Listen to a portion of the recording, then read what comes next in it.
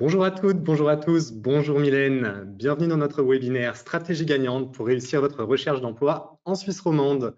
Merci d'être si nombreux à avoir répondu présent aujourd'hui pour cet événement. Alors nous allons patienter encore quelques instants le temps que tout le monde se connecte. En attendant, je peux déjà vous préciser que ce webinaire est enregistré et l'enregistrement vous sera communiqué dès demain par email. Vous pourrez également retrouver ce webinaire sur notre page webinaire dédiée et je vais vous partager le lien dès maintenant. Vous pourrez également retrouver sur cette page l'intégralité de nos webinaires passés. Alors, comme vous l'avez constaté, si vous souhaitez poser des questions, vous pouvez les ajouter directement dans le chat tout au long du webinaire et nous prendrons le temps d'y répondre à la fin. D'ailleurs, n'hésitez pas à nous dire dès maintenant si tout fonctionne bien, est-ce que vous nous voyez bien et est-ce que vous nous entendez bien? Ça nous rassurerait. Je vais attendre les premiers retours. Bon, tout semble fonctionner. Dans ce cas, je vous invite à vous installer confortablement et à mettre, si possible, votre téléphone de côté. Vous pouvez prendre de quoi prendre des notes et aller chercher un verre d'eau ou même prendre le temps de dîner en notre compagnie. Allez, c'est parti, on commence. Tout le monde est prêt? Mylène, tu es prête? Je suis prête. Super. Alors, tout d'abord, je me présente. Je suis Thibaut Billy et je suis ravi d'être le modérateur de ce webinaire aujourd'hui. Je suis accompagné de Mylène Bourg qui organise un webinaire par mois avec jobup.ch sur différentes thématiques pour aider les demandeurs d'emploi dans leur recherche. Je vous partage également le LinkedIn de Mylène si vous souhaitez la suivre. Et voilà. Alors, je vais d'ailleurs maintenant passer la parole à Mylène qui a échangé aujourd'hui sa veste de modératrice pour celle d'animatrice. Mylène, à toi de jouer. Bonjour Thibaut et bonjour à tous. Je suis ravie de passer aujourd'hui de l'autre côté, du côté présentateur. Je vous ai préparé plein de conseils pratiques pour réussir votre recherche d'emploi en Suisse romande. Allez, c'est parti, on commence. Alors, tout d'abord, un petit rappel pour ceux qui ne connaîtraient pas jobup.ch. Alors, jobup.ch, c'est la plateforme d'emploi en ligne numéro 1 en Suisse romande qui vous permet d'accéder à de nombreuses offres d'emploi dans tous les secteurs d'activité. Vous pouvez postuler aux offres d'emploi disponibles, soit plus de 70 000 nouvelles offres publiées tous les mois. Alors, pour adapter au mieux le webinaire d'aujourd'hui à vos besoins, j'aimerais vous connaître un petit peu mieux et savoir votre situation actuelle. Alors, pour ceux qui sont en recherche secrète, ne vous inquiétez pas, tout ceci reste anonyme. C'est juste pour savoir quelles sont les personnes qui participent aujourd'hui au webinaire. Si jamais vous pouvez écrire dans le chat la lettre qui correspond à votre situation. Donc, A, je suis en recherche active d'emploi et je n'ai pas d'emploi. B, je suis en recherche active d'emploi, mais j'ai actuellement un emploi. C, je ne suis pas en recherche active d'emploi, mais je suis ouverte aux nouvelles offres. Et D, je ne suis pas en recherche active d'emploi et je ne suis pas intéressée d'obtenir un nouveau poste. Si jamais vous pouvez mettre dans le chat votre petite réponse avec la petite lettre A, B, C ou D. Comme ça, ça nous permettra aussi de mieux savoir aujourd'hui qui est présent, quels sont vos besoins et qu'est-ce que vous recherchez. Alors, on va patienter quelques secondes. Les premières réponses commencent à arriver. Donc, pour rappel, catégorie A, je suis en recherche active d'emploi et je n'ai pas d'emploi. Catégorie B, je suis en recherche active d'emploi, mais j'ai actuellement un emploi. C, je ne suis pas en recherche active d'emploi, mais je suis ouvert aux nouvelles offres. Et D, je ne suis pas en recherche active d'emploi et je ne suis pas intéressé d'obtenir un nouveau poste. Alors, je regarde les résultats et sans grande surprise, on a une grande majorité de A, beaucoup de B également, quelques C et je n'ai pas vu beaucoup de D, ce qui n'est pas très surprenant, mais voilà. Je pense que sans grande surprise, beaucoup de A et beaucoup de B. Bon, super. On s'y attendait. On a préparé le webinaire en fonction, donc c'est parfait. Mais comme ça, on est rassuré. On peut continuer. Et du coup, merci beaucoup pour vos réponses. Alors, tout d'abord, je tiens à rappeler que la recherche d'emploi est souvent un processus peu apprécié des candidats. Donc, si vous n'aimez pas ça, soyez rassurés, vous n'êtes pas seul. D'ailleurs, la perte d'un emploi est l'un des événements les plus stressants dans la vie. Et aujourd'hui, nous sommes là pour vous aider et surtout vous conseiller sur comment procéder étape par étape. Alors, passons maintenant en revue les 5 principales frustrations rencontrées par les chercheurs d'emploi. La première frustration majeure concerne souvent le manque d'expérience professionnelle.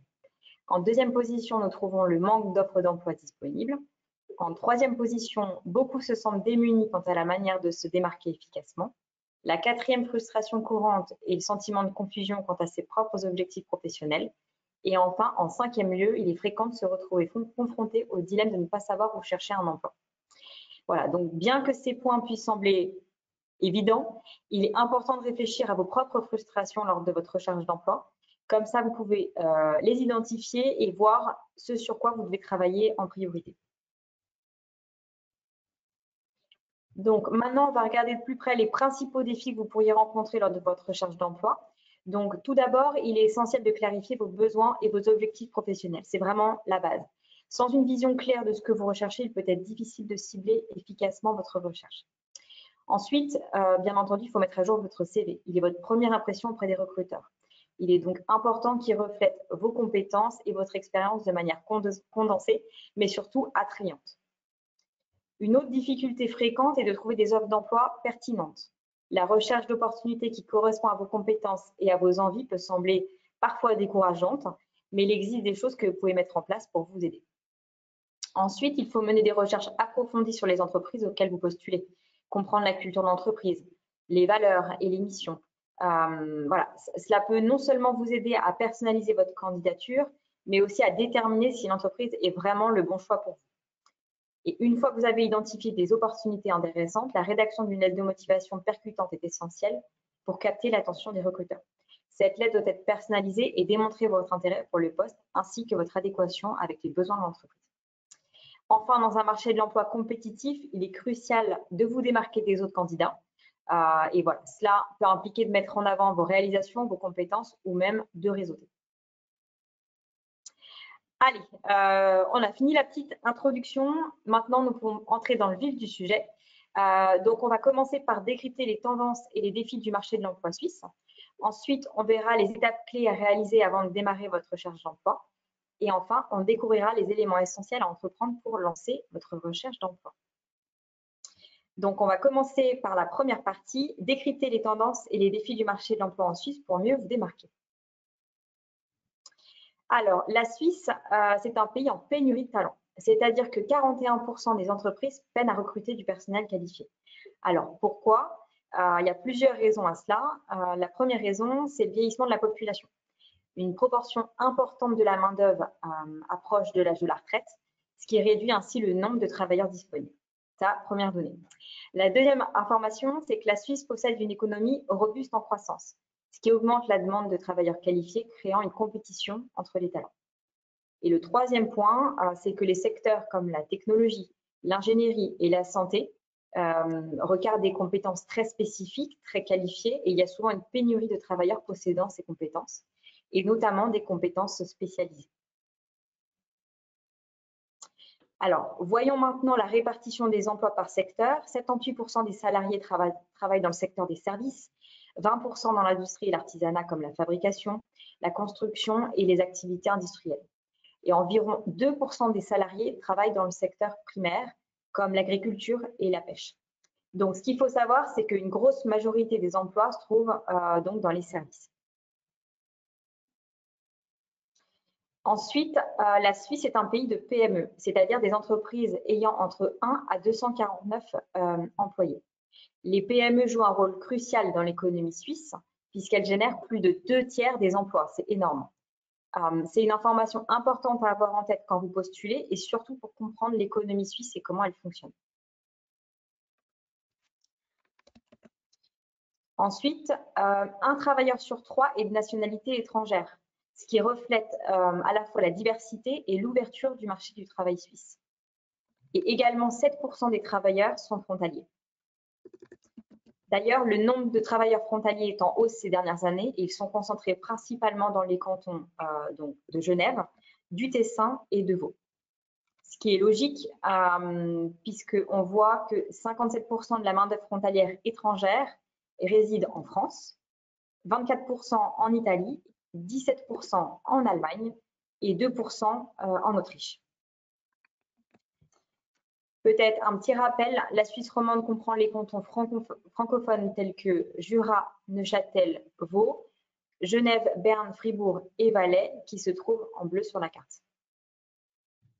Voilà, donc j'espère que ça vous a donné un petit aperçu du marché de l'emploi suisse et surtout de la Suisse romande. Alors maintenant, on va passer à la deuxième étape, explorer les étapes clés à réaliser avant de démarrer votre recherche d'emploi. Donc, on va maintenant regarder ensemble les 7 questions incontournables à vous poser pour commencer votre recherche d'emploi. Le but n'étant pas de vous lancer tête baissée, globalement, c'est un exercice qu'on ne fait pas assez souvent car on est emporté par notre quotidien. Mais il est important de se poser les bonnes questions avant de commencer sa recherche d'emploi pour être sûr de partir dans la bonne direction et d'être aligné avec nos valeurs, nos envies et nos besoins. Voilà, ça peut sembler évident, mais c'est vraiment primordial quand on démarre sa recherche d'emploi. Alors, on va voir ensemble, il y a 7 questions à se poser. Allez, on commence par la première. Donc, la première, c'est quels sont mes atouts professionnels? Réfléchissez à vos forces et compétences professionnelles et voyez comment les appliquer efficacement aux opportunités qui se présentent. Que ce soit votre capacité à résoudre des problèmes complexes, à communiquer, à travailler en équipe, identifier ces atouts qui vous distinguent et qui peuvent vous aider à exceller dans votre domaine. Prenez également en considération vos expériences passées, vos réussites et les différents feedbacks et retours que vous avez reçus pour mieux comprendre vos points forts. En reconnaissant et en valorisant vos compétences, vous pourrez les mettre en avant dans votre recherche d'emploi et lors de vos entretiens.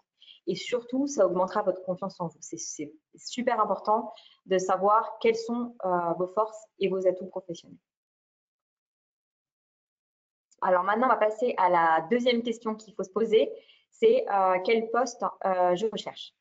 Prenez le temps de clarifier vos préférences. Le but n'est pas de postuler à des centaines d'offres d'emploi. Vraiment, je le répète, c'est vraiment pas le but, mais de cibler celles qui vous plaisent, où vous avez le plus de compétences en commun.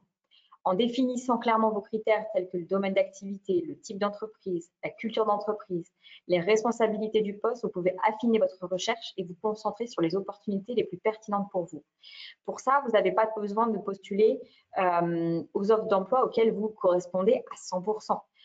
C'est pas ce qu'on dit non plus, mais c'est vrai que la démarche de faire vraiment de la quantité et d'envoyer des centaines d'offres d'emploi, peut-être à des choses qui ne correspondent pas forcément, c'est pas non plus l'idéal non plus et il faut un juste milieu entre les deux. Si jamais vous constatez à ce stade qu'il vous manque une ou plusieurs compétences clés pour performer au poste que vous souhaitez exercer, c'est peut-être le signe qu'une formation est peut-être envisagée. Alors, la troisième question à se poser, c'est quel est mon niveau de seniorité? Alors, évaluez votre niveau de seniorité en fonction de votre expérience. Débutez généralement au niveau junior, passez à l'intermédiaire avec plus d'expérience et visez des postes seniors avec une expertise confirmée. Un changement de poste peut être aussi l'opportunité de changer de statut et d'évoluer. Et gardez à l'esprit que votre niveau de seniorité ne se limite pas uniquement à votre ancienneté, mais également à votre niveau de compétence, de leadership et capacité à prendre des décisions stratégiques. Soyez prêt à identifier les opportunités qui vous permettront de progresser dans votre carrière et d'atteindre vos objectifs professionnels à long terme. En cas de reconversion professionnelle, il ne faut pas hésiter à revoir à la baisse ou à la hausse du coup son niveau de seniorité pour permettre au mieux de s'insérer dans sa nouvelle voie. Alors, la quatrième question à se poser, c'est quelle est ma zone géographique souhaitée? Évaluez votre mobilité professionnelle en déterminant votre distance de déplacement idéale pour le travail et votre distance maximum à ne pas dépasser. Considérez la proximité géographique, les moyens de transport et le temps de trajet acceptable. Cela peut paraître vraiment évident, mais je me suis déjà fait avoir par expérience. On peut être amené à accepter un travail qui est loin car on veut absolument le poste parce qu'il nous plaît, mais est-ce que les transports sont viables sur le long terme? Est-ce que notre équilibre entre vie professionnelle et vie privée va être respecté sur le long terme? Tenir 3 mois, 6 mois, ça c'est toujours possible, voilà. Mais à force, voilà, il y a une certaine fatigue qui s'installe. Et voilà, c'est vraiment important de se dire, OK, mon critère, c'est telle distance et de le respecter, même si on trouve un poste qui correspond parfaitement, parce que sur le long terme, ce ne sera pas forcément viable. Cinquième question à se poser, c'est quel est le rythme que je recherche?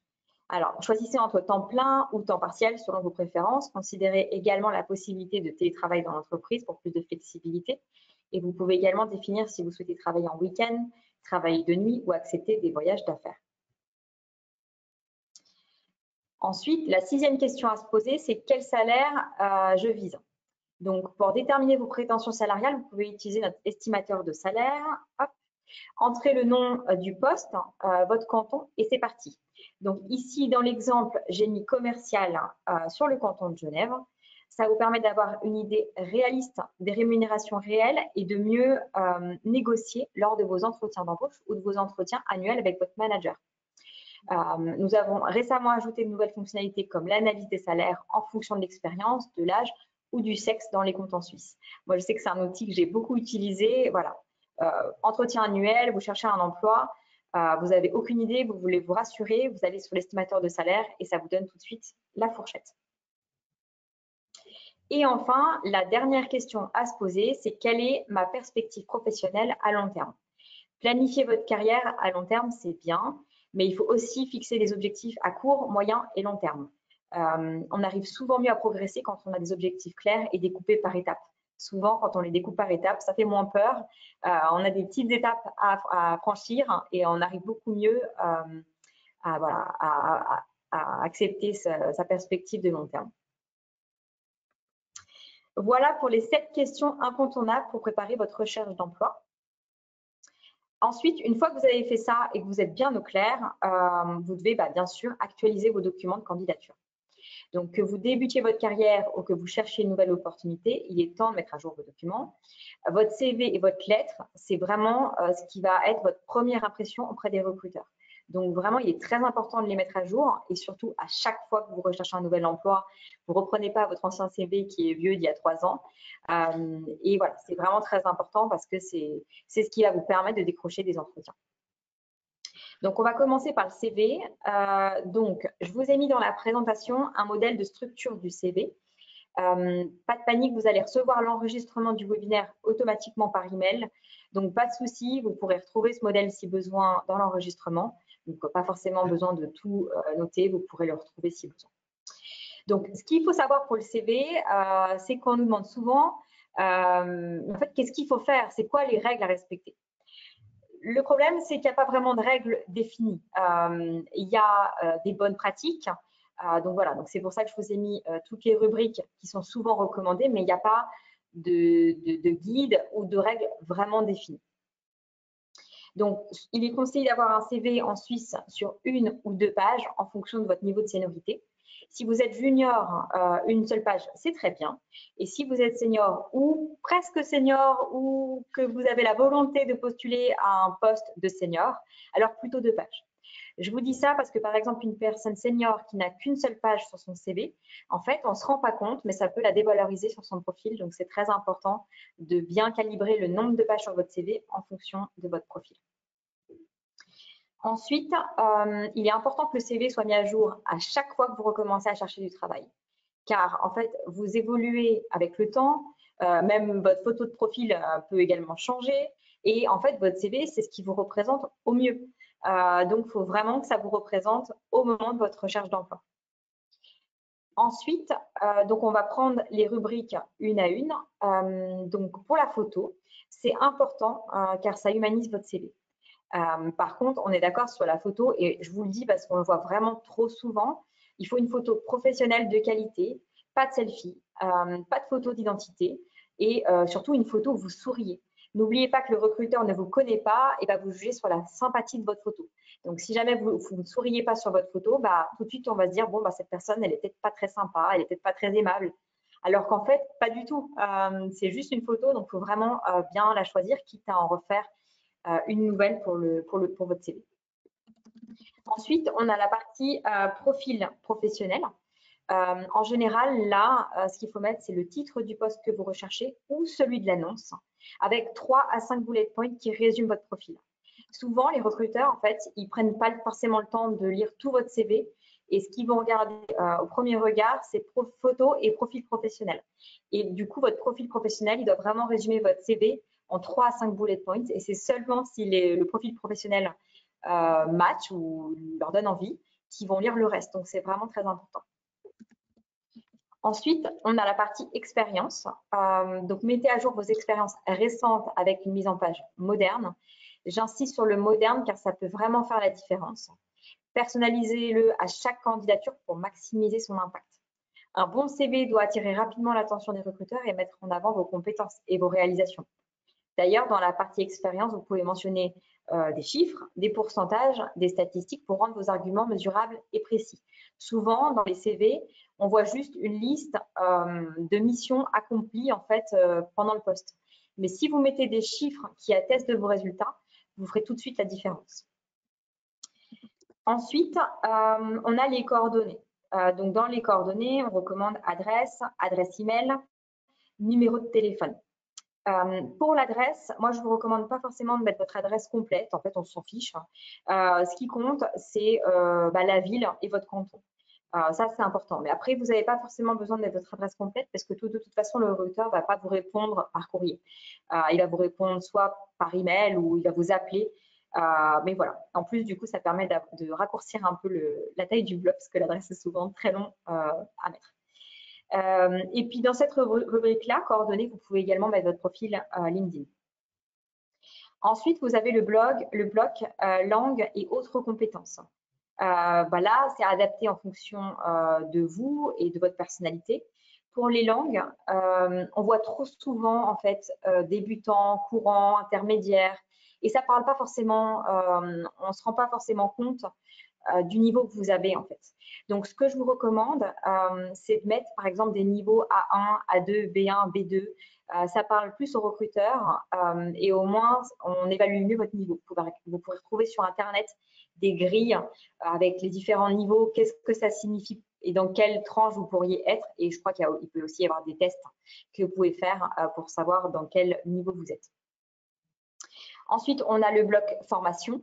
Le bloc formation, voilà, c'est là où vous allez mettre tous vos diplômes, mais également pas que vos diplômes, également aussi vos dernières certifications, voilà, ce genre de choses. Souvent, on met souvent les dernières en date en haut, comme ça on voit que vous êtes une personne aussi qui vous mettez à jour, qui vous mettez à la page et vous faites voilà, souvent des formations pour vous mettre à niveau. Et enfin, le dernier bloc, c'est informations additionnelles. Donc là, ça peut être loisirs, bénévolat, autres projets. Ce n'est pas la catégorie la plus grosse ou la plus importante, mais voilà, ça permet aussi également de mieux vous connaître et aussi d'amorcer la discussion quand vous êtes en entretien. Donc, voilà pour le CV. Et on va passer maintenant à la lettre de motivation. Alors, je vais commencer par un chiffre, car on entend souvent que la lettre de motivation n'est pas importante de la part des candidats. Or, 75% des recruteurs considèrent que la lettre de motivation est importante dans le dossier de candidature. Donc, en fait, ce qu'il faut savoir, c'est que si le recruteur est intéressé par votre CV, il va lire votre lettre de motivation avant de vous contacter pour un entretien. Donc, forcément, s'il n'y en a pas, il va être déçu. Donc, cela peut faire la différence avec un autre candidat pour montrer votre motivation pour le poste. Surtout si la lettre de motivation est demandée dans l'annonce. Il faut savoir que nous, on voit que même quand la lettre de motivation est demandée dans l'annonce, il y a beaucoup de candidatures qui sont envoyées sans lettre. Donc, en fait, vous faites tout de suite la différence avec une lettre parce que ça montre votre motivation, ça montre que vous avez recherché une entreprise et voilà, ça montre votre détermination et surtout, ça permet de créer un lien entre le recruteur et vous. Donc, je vous conseille de toujours envoyer une lettre de motivation personnalisée au poste auquel vous postulez pour mettre en avant votre singularité et votre adéquation avec le poste. Vous pouvez inclure des exemples spécifiques de vos expériences en lien avec le poste pour montrer votre valeur ajoutée. Et il faut évidemment l'envoyer toujours au format PDF. Pareil pour le CV, toujours au format PDF. Idéalement, si vous pouvez faire le même design entre votre CV et votre lettre, dans les mêmes couleurs, même format, etc., c'est encore mieux. Voilà, ça montre que vous êtes soigné, que vous êtes professionnel. Et surtout, le PDF, ça évite qu'il y ait des problèmes de formatage, qu'il y ait des lignes qui bougent, etc. Alors, maintenant, je vous ai mis la structure d'une lettre de motivation. Pareil que pour le CV, il n'y a pas vraiment de règles définies, c'est-à-dire que si vous faites une autre structure, c'est aussi OK. Par contre, voilà, c'est une recommandation voilà, que je vous donne aujourd'hui pour vous aider parce qu'on ne sait pas toujours comment s'y prendre. Et surtout, voilà, c'est ce qui est fait en règle générale. Donc, si vous partez là-dessus, vous êtes sûr de ne pas faire d'erreur. Donc, le premier bloc, évidemment, c'est vos coordonnées. Donc, vos coordonnées à vous, votre prénom, votre nom, votre adresse email. Voilà. Ensuite, vous avez la date de la lettre de motivation. L'information sur l'entreprise. Donc là, ça peut être par exemple la personne de contact ou l'adresse de l'entreprise que vous avez par exemple sur l'annonce ou voilà, sur Google. Les salutations. Bon, voilà, jusque-là, c'est standard. Et ensuite, vous retrouvez 4 paragraphes.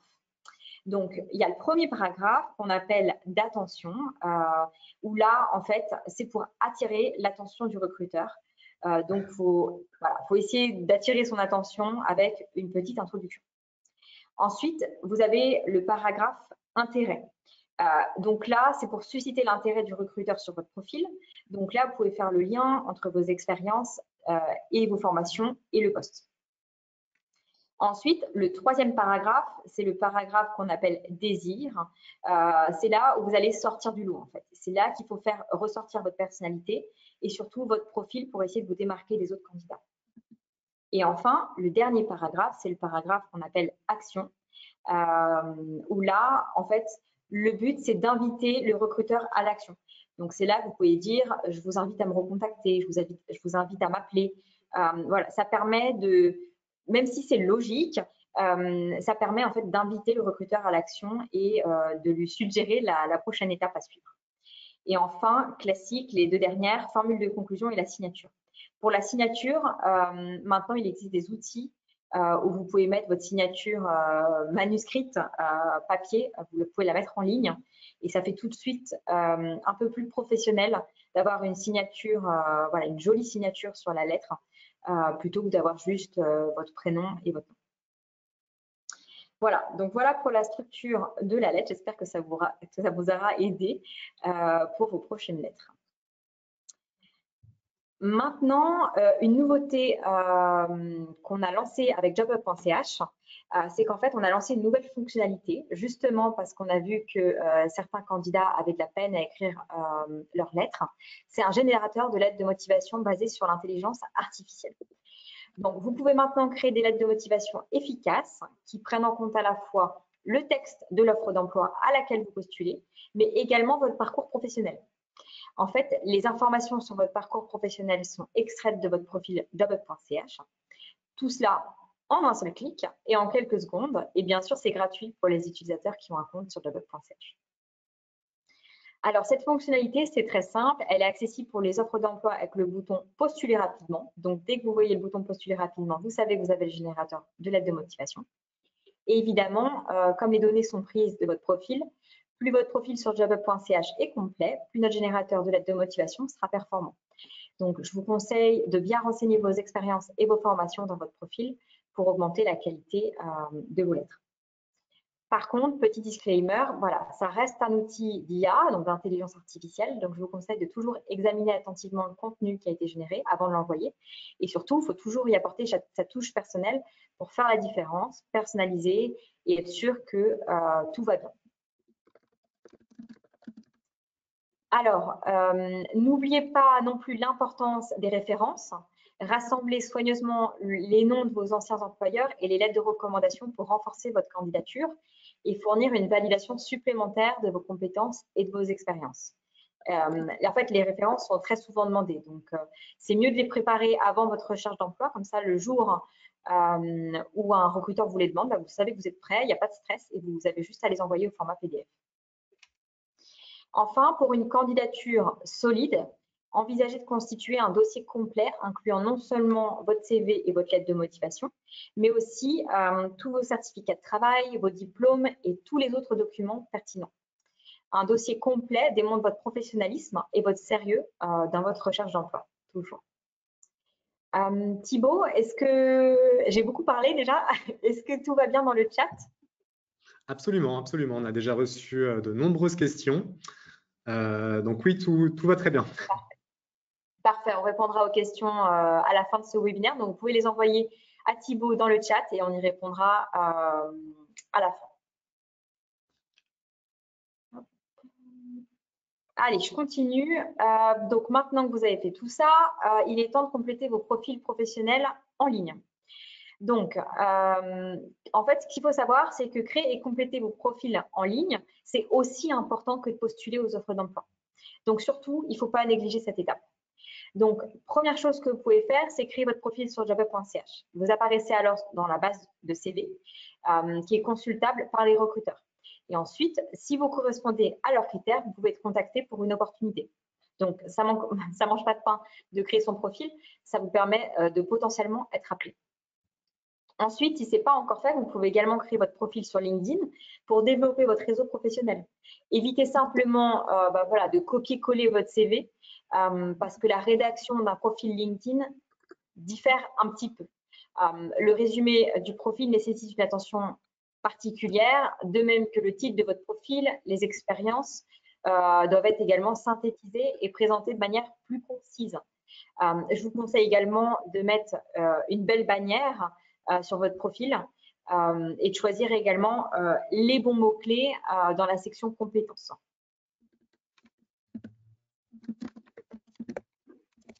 Allez, maintenant, on va passer à la troisième partie du webinaire. Découvrez les éléments essentiels à entreprendre cette fois-ci pour lancer votre recherche d'emploi. Alors, il est essentiel de combiner différentes méthodes de recherche pour maximiser vos chances de trouver le poste idéal. Donc, on l'a vu avec jobup.ch, les plateformes d'emploi sont cruciales. Voilà, ça, c'est plus à démontrer. Il faut que vous alliez sur les plateformes d'emploi et que vous postuliez aux annonces. Ça vous permet en fait de postuler en toute autonomie aux offres d'emploi et surtout de voir les offres qui sont disponibles sur le marché du travail. Par contre, il existe aussi d'autres choses que vous pouvez faire. Je ne vous conseille pas de uniquement postuler sur Jobup. Il y a aussi plein d'autres choses qui peuvent être faites pour rechercher un emploi. Donc, la deuxième chose à faire, c'est pour gagner du temps, vous pouvez créer des alertes emploi selon vos critères. Dans les critères, ça peut être le canton, ça peut être le type de poste. Voilà, il peut y avoir différents critères voilà, selon vos préférences. En fait, vous recevez ensuite automatiquement par email les dernières offres d'emploi publiées. Pour cela, c'est très simple. Vous recherchez un emploi voilà, avec tous les critères. Et donc là, je vous ai mis un exemple. Donc ici, j'ai mis commercial à Genève. Ensuite, vous lancez votre recherche. Hop. Et ensuite, vous cliquez tout en bas pour activer les alertes. Et voilà, donc en 2 clics, vous avez toutes vos alertes qui sont paramétrées et vous recevez tout par email. Donc comme ça, vous n'avez pas forcément besoin de revenir à chaque fois sur jobup.ch. Vous recevez tout par email automatiquement. Ensuite, l'autre chose que vous pouvez faire, c'est vous rendre sur les pages carrières des entreprises. Ne sous-estimez pas l'importance des pages carrières parce qu'en fait, vous pouvez consulter directement ces pages pour découvrir les postes ouverts et la culture d'entreprise. En fait, vous pouvez sélectionner vos entreprises favorites. Je ne vous conseille pas d'aller sur toutes les pages carrières de toutes les entreprises, ça prendrait vraiment beaucoup de temps. Mais voilà, si vous avez quelques entreprises dans lesquelles vous avez vraiment envie de travailler et qui vous font rêver, de temps en temps, vous pouvez aller sur ces pages carrières. Ça vous permet de découvrir leurs valeurs, leurs missions, etc., mais surtout de découvrir aussi d'autres postes. Vous pouvez également suivre vos entreprises favorites sur jobup.ch en allant directement sur les portraits des entreprises et vous recevrez alors les dernières actualités et les dernières offres d'emploi publiées. Alors, ensuite, quatrième point, les profils en ligne. On l'a déjà vu précédemment, créer un profil complet sur jobup.ch est aussi crucial que de postuler. Et un profil complet maximise votre visibilité et vous place dans la base CV consultée par les recruteurs. Et pareil pour votre profil sur LinkedIn, ça vous permet d'augmenter aussi votre visibilité. Ensuite, on a en 5e point les candidatures spontanées. Donc, pensez également à être proactif avec les candidatures spontanées. Il ne faut pas se limiter aux seules offres d'emploi publiées, mais il faut être aussi proactif en envoyant des candidatures spontanées pour créer des opportunités là où il n'y en a peut-être pas encore. Donc, en fait, c'est vous qui les créez et c'est vous qui êtes acteur. Je pense qu'on l'a tous fait au moins une fois dans sa vie, moi y compris. On crée une lettre de motivation générique et on envoie notre candidature spontanée à des dizaines d'entreprises. Or non, je vous arrête tout de suite. C'est exactement ce qu'il ne faut pas faire. En fait, pour les candidatures spontanées, il faut une approche qualitative plutôt que quantitative. Donc, ce que vous pouvez faire, alors déjà, c'est doser les candidatures spontanées. je sais que ça peut être un pas à franchir. On se dit oui, mais je suis peut-être pas légitime. Pourquoi il lirait mon CV? Pourquoi il lirait ma lettre? Il faut oser, vous n'avez rien à perdre. La première chose que vous pouvez faire, c'est identifier les entreprises cibles et les contacts clés. Donc, en fait, ce qu'il faut faire, c'est, voilà, comme on parle de qualité et pas de quantité, c'est de choisir des entreprises alignées avec vos intérêts, vos valeurs ou votre expertise. Et il faut être prêt aussi à expliquer pourquoi vous les avez choisis, pourquoi eux. Trouver les coordonnées des bons contacts et créer un tableau de suivi qui inclut les noms des entreprises, les contacts internes et les coordonnées, les dates et même le statut de chaque candidature pour ne pas vous perdre et bien vous y retrouver. Ensuite, vous pouvez vous renseigner sur l'entreprise et son actualité. Donc là, je vous recommande vraiment d'effectuer des recherches approfondies. Montrez que votre démarche est réfléchie en vous informant sur les évolutions récentes de l'entreprise, leurs événements, leurs actualités, ce qui prouve votre véritable intérêt. En fait, ce qu'il faut faire, c'est établir des liens entre votre profil et l'entreprise pour susciter leur intérêt, mais de manière authentique et crédible. Donc voilà, donc en vous renseignant sur l'entreprise, vous arrivez avec voilà, du contenu et non pas uniquement voilà, votre CV, votre lettre de motivation assez centrée sur vous-même. Ensuite, ce que je vous conseille de faire, c'est de personnaliser votre message. Alors, on parle message et ou lettre de motivation, ça dépend comment vous envoyez votre lettre. C'est de toujours le personnaliser. Donc, par exemple, il faut éviter les formulations banales telles que « je me permets de vous contacter pour exprimer mon intérêt ». Ça attire pas le regard, ça attire pas. Donc, vous pouvez plutôt opter, et c'est vraiment qu'un exemple, par « félicitations pour votre récente conférence sur l'innovation au congrès 2 ». Tout de suite, ça déplace l'intérêt de vous à eux. Il faut également personnaliser votre lettre de motivation en expliquant pourquoi vous avez choisi cette entreprise et ce que vous pouvez lui apporter en établissant des liens entre vos compétences et ses besoins spécifiques. Par exemple, n'importe quoi, si vous êtes community manager, donc que vous gérez les réseaux sociaux d'une entreprise, bah, vous pouvez déjà aussi donner des conseils sur leur stratégie de réseaux sociaux, par exemple. Ça montre que vous êtes personnalisé, ça montre que vous avez fait des recherches. Il faut toujours identifier les besoins de l'entreprise et proposer des solutions avec des idées concrètes et des exemples. Et enfin, le dernier point, c'est de limiter les pièces jointes. Envoyez seulement votre message et ou la lettre de motivation et votre CV. En fait, le but ici, là, c'est pas de submerger le recruteur, c'est vraiment d'attirer l'attention. Donc, à ce stade-là, le CV et la lettre, ça suffit. Si jamais vous êtes recontacté, de toute façon, vous aurez toujours l'opportunité d'envoyer les autres documents. Allez, on va finir avec le dernier point, le réseautage.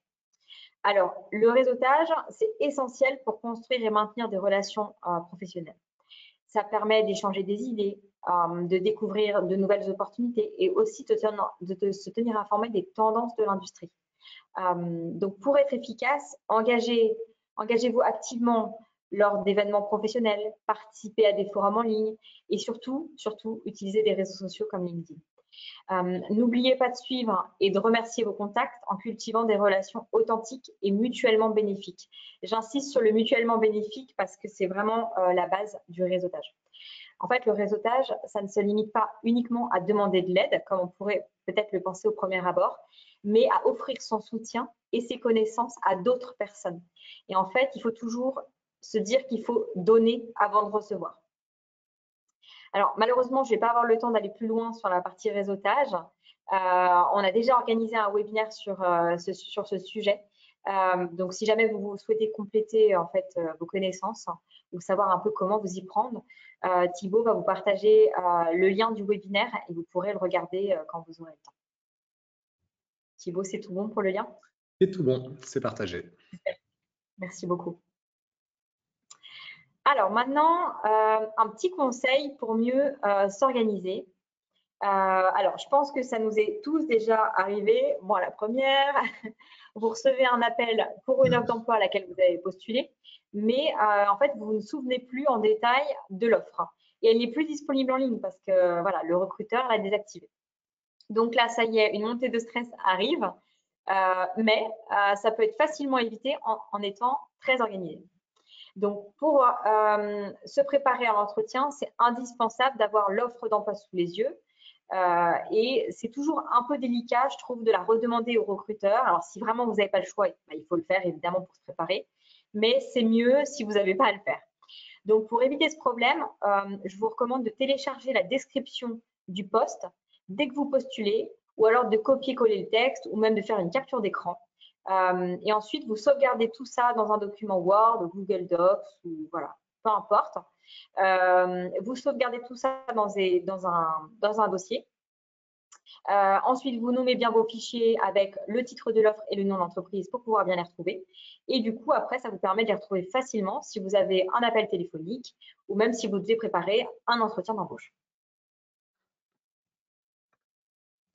Et ensuite, le deuxième conseil que je peux vous donner pour être bien organisé, c'est de vous créer un tableau de suivi de vos candidatures. Alors, ça peut paraître tout bête. Donc là, je vous ai mis un faux exemple. Alors, après, vous pouvez personnaliser évidemment les colonnes du tableau par rapport à vos besoins. Mais ça peut être, par exemple, mettre le titre du poste, le nom de l'entreprise, le statut de la candidature, est-ce que je l'ai envoyé, est-ce que j'ai été contactée, est-ce que j'ai eu un premier entretien. La date de postulation, ça peut vous permettre aussi de voir combien de postulations vous faites par mois, mais également, si jamais vous voulez relancer, de voir un peu les délais, etc. Et le lien de l'offre d'emploi. Même si le lien de l'offre d'emploi peut ne plus fonctionner, au moins s'il fonctionne toujours, vous l'avez encore sous la main.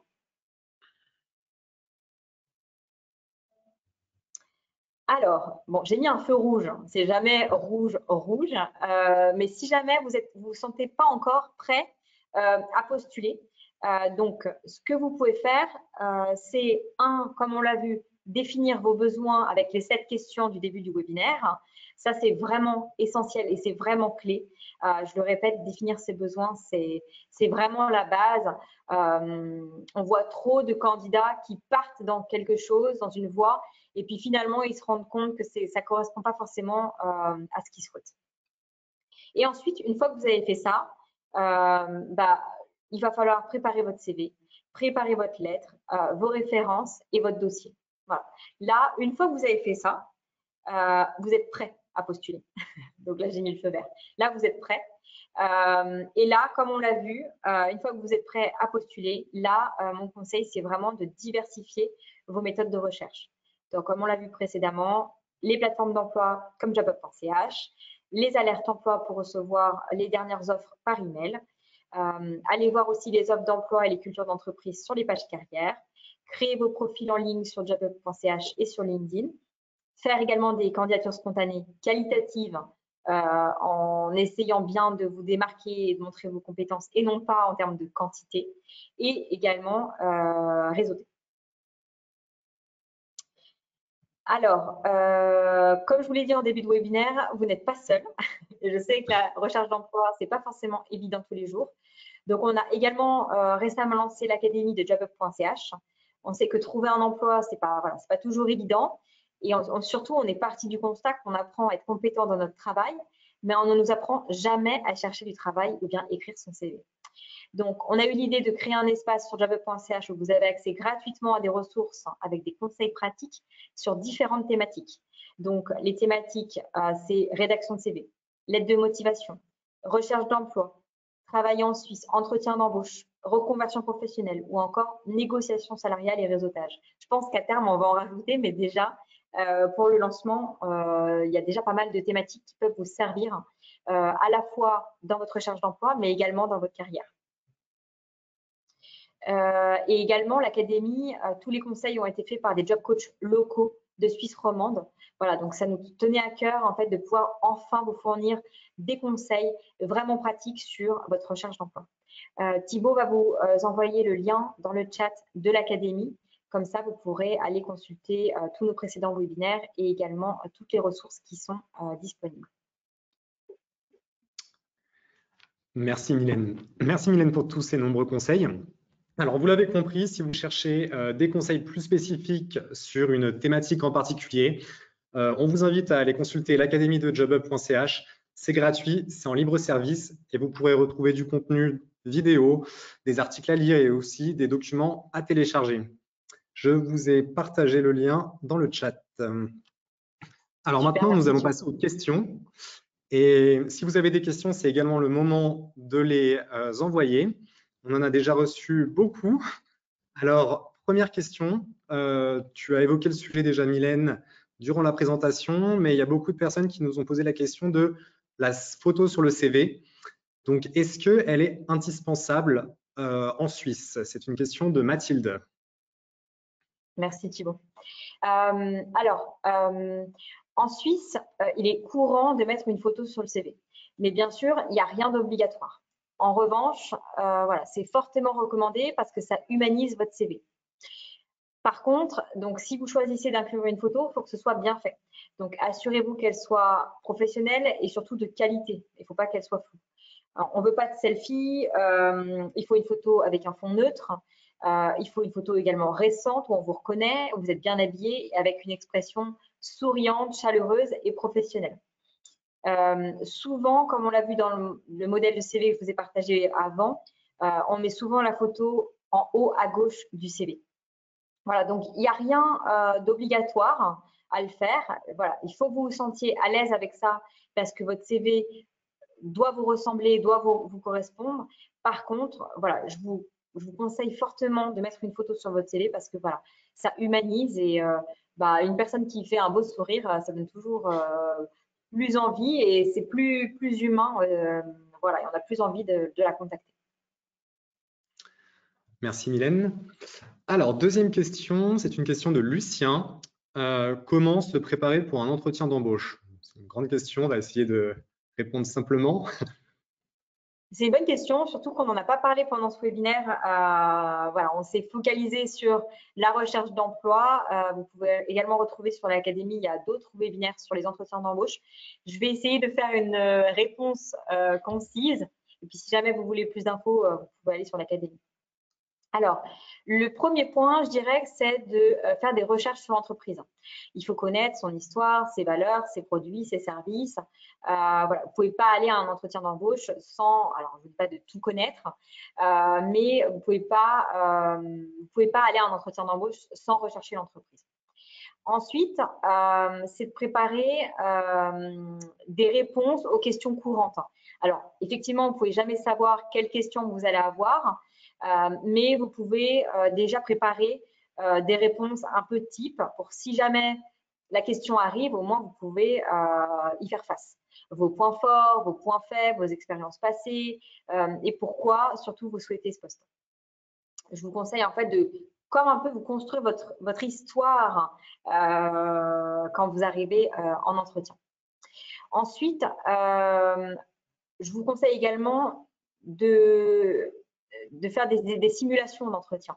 Vous pouvez le faire avec un ami, ou alors si vous avez personne même devant le miroir, ça vous permet en fait de vous entraîner, de gagner en confiance en vous et de vous préparer. Ça peut être un événement un peu stressant.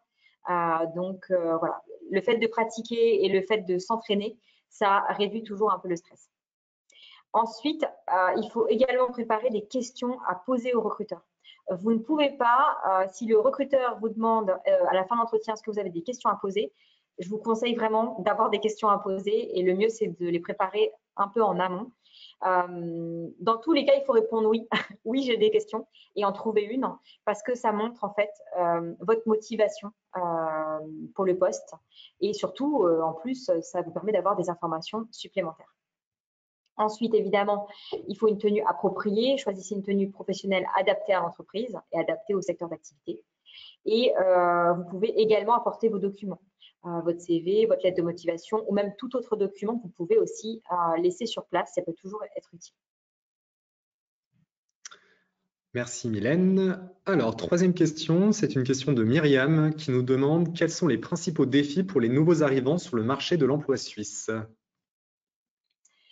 Bonne question. Alors déjà, ce serait de se renseigner sur les différences culturelles entre votre pays actuel et le marché suisse pour essayer de s'y adapter au mieux. Ensuite, il y a les questions des permis de travail. Donc, si vous n'en avez pas, ce n'est pas indispensable pour postuler. Vous pouvez postuler sans permis de travail. Par contre, évidemment, si vous en avez déjà un, c'est mieux, ça facilite. Ça facilite le processus et ça permet de montrer au recruteur que vous avez déjà les bons papiers, que vous êtes déjà sur place. Ce qu'il faut savoir aussi, c'est que c'est plus facile pour les ressortissants de l'Union européenne parce que les procédures sont simplifiées comparées aux ressortissants de d'autres pays. Mais voilà, donc, mais toujours aussi s'intéresser aux différences culturelles et s'adapter au mieux au marché. Merci. Alors, quelles sont les industries les plus dynamiques en Suisse romande? C'est une question de Xavier. Très bonne question. Alors, je dirais que les industries les plus dynamiques en Suisse romande, c'est l'informatique, l'ingénierie, la finance et l'horlogerie. Ensuite, on a aussi les secteurs de la santé et de l'éducation qui montrent également une forte demande. Alors, si vous n'êtes pas dans ces secteurs-là, ça ne veut pas dire que voilà, ce n'est pas forcément dynamique, mais en tout cas, c'est ceux qui me viennent en tête en termes de dynamisme aujourd'hui. Une autre question de Constantin sur les erreurs courantes à éviter dans notre recherche d'emploi en Suisse. Alors, vraiment, alors j'en ai déjà parlé un peu tout à l'heure, mais vraiment, l'erreur la plus courante, c'est de faire des candidatures génériques. Il faut vraiment être personnalisé, même si ça prend plus de temps. Il faut penser qualité plutôt que quantité. Donc, il faut adapter votre CV à l'offre à laquelle vous postulez, mais également personnaliser la lettre de motivation à chaque poste et surtout faire des recherches sur l'entreprise à laquelle vous postulez. Ce que je peux vous dire aussi, c'est de ne pas négliger l'importance du réseautage et de rester attentif aux différences culturelles. Par exemple, en Suisse, quelque chose qui me vient maintenant, les conflits sont souvent abordés de manière très rationnelle et calme. Donc, il est attendu que les différends ou les conflits soient résolus par des discussions constructives plutôt que par des confrontations assez émotionnelles, on va dire.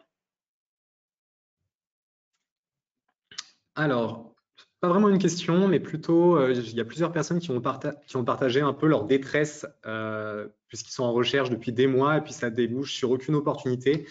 Qu'est-ce que tu peux conseiller à ces personnes ou qu'est-ce que tu peux leur dire pour les encourager?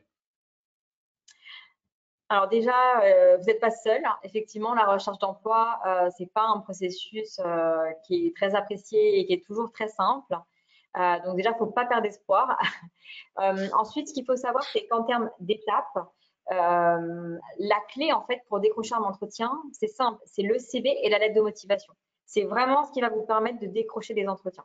Une fois que vous avez un entretien, voilà, il y a encore d'autres choses à préparer, mais le CV et la lettre, c'est vraiment ce qui va vous permettre de décrocher les entretiens.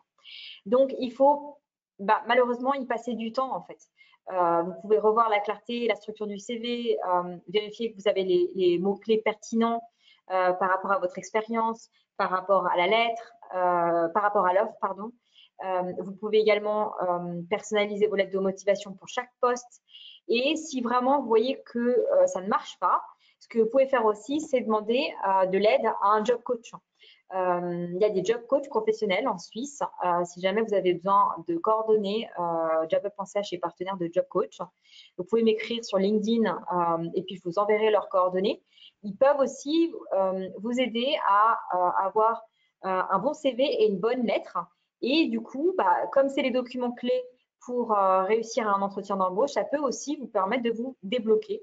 On n'y pense pas forcément parce que souvent, le CV et la lettre, c'est des choses qu'on fait en autonomie. Mais en fait, souvent, se faire coacher ou aider, ça peut débloquer des situations. Et ensuite, ce que je dirais aussi, c'est que la Suisse, c'est un pays qui est exigeant. On n'y pense pas forcément, mais en fait, il faut que votre dossier soit de qualité. Vous ne pouvez pas envoyer un dossier fait à la va-vite, bâclé, ça ne marchera pas en Suisse, en fait. Et ensuite, ce que vous pouvez faire, c'est réseauter, participer à des événements de réseautage, utiliser vos contacts personnels également et professionnels pour obtenir des recommandations. Vous pouvez également vous inscrire auprès d'agences de recrutement. Il y a des agences de recrutement qui sont spécialisées par domaine d'activité. Donc, comme ça vous permet de bien cibler et qu'ils aient votre profil en tête. Et surtout, pour ne pas perdre la motivation, c'est de fixer des petits objectifs, donc par exemple des objectifs hebdomadaires réalistes qui sont atteignables et qui vous permettent de garder la motivation pour continuer à chercher votre emploi. Merci Mylène. J'ai une autre question de Mike qui nous demande « Chercher un emploi lors d'une reconversion professionnelle, comment faire ?» C'est une très bonne question et en plus, on n'en a pas du tout parlé. La reconversion professionnelle, on a aussi un webinaire dédié sur l'académie si jamais vous voulez approfondir.